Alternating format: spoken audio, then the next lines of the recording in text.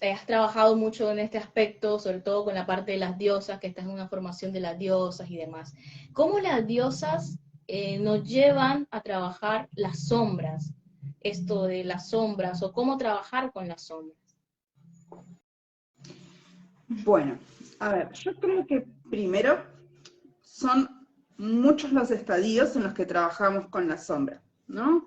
No es Ah, solamente como ver la parte negativa, sino es como, es súper complejo. A ver, vamos a intentar como, voy a intentar como desglosarlo, porque, por ejemplo, ¿no? Y algo que me surgió muchísimo cuando vos estabas diciendo, ¿no? Esto de los procesos de muerte y renacimiento. Cuando una mujer, por ejemplo, da a luz, pasa por un proceso de muerte y renacimiento, deja de ser simplemente ella para convertirse en madre de, cambia, ¿sí? Se transforma. Y eso también es un proceso de muerte y renacimiento. Y eso también se puede trabajar o se puede abordar desde lo que sería un trabajo de sombras, porque ahí surgen un montón de miedos, ¿no?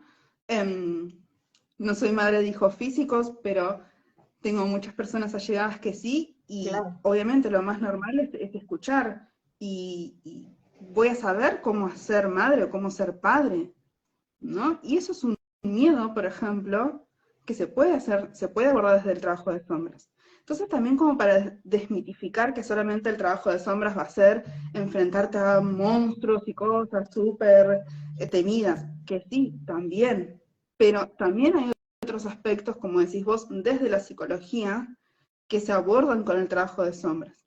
Entonces Sí. esos miedos, esas inseguridades, esos temores, ¿sí? Y incluso para mí también el hecho de decir, bueno, ¿y cómo voy a abordar mi rol como madre o como padre? ¿No? Porque ahí se remonta también a nuestras experiencias como hijos y todos los traumas que tenemos de la infancia.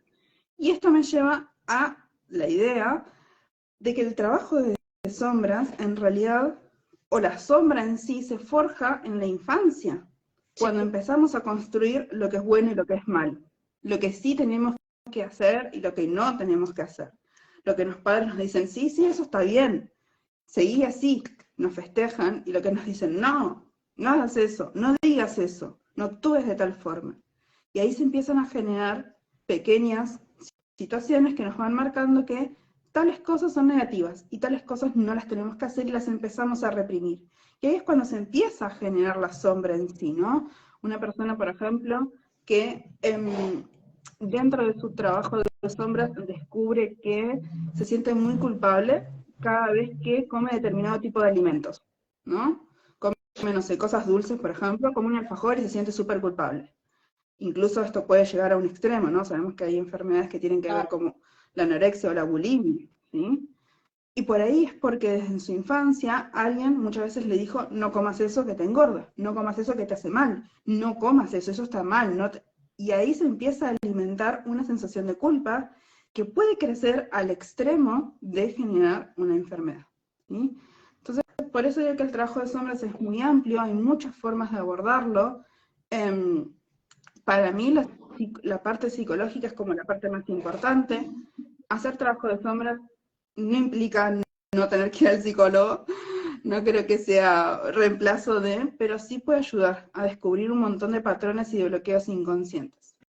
Para mí, el principio del trabajo de sombras parte por descubrir cuáles son nuestros bloqueos, nuestros miedos, Súper. nuestras inseguridades, esas cosas que nos hacen sentir más incómodas, ¿sí? Em, yo recomiendo, por ejemplo, mucho tratar de remontarse a qué situaciones a nosotras nos generan como un disparador, de decir, no, esto me hace sentir súper incómoda, súper mal, me hace sentir insegura, desprotegida, ¿sí? Eso para mí es como uno de los principales disparadores para empezar a descubrir la sombra propia, ¿no? O sea, ¿qué es la sombra para nosotros?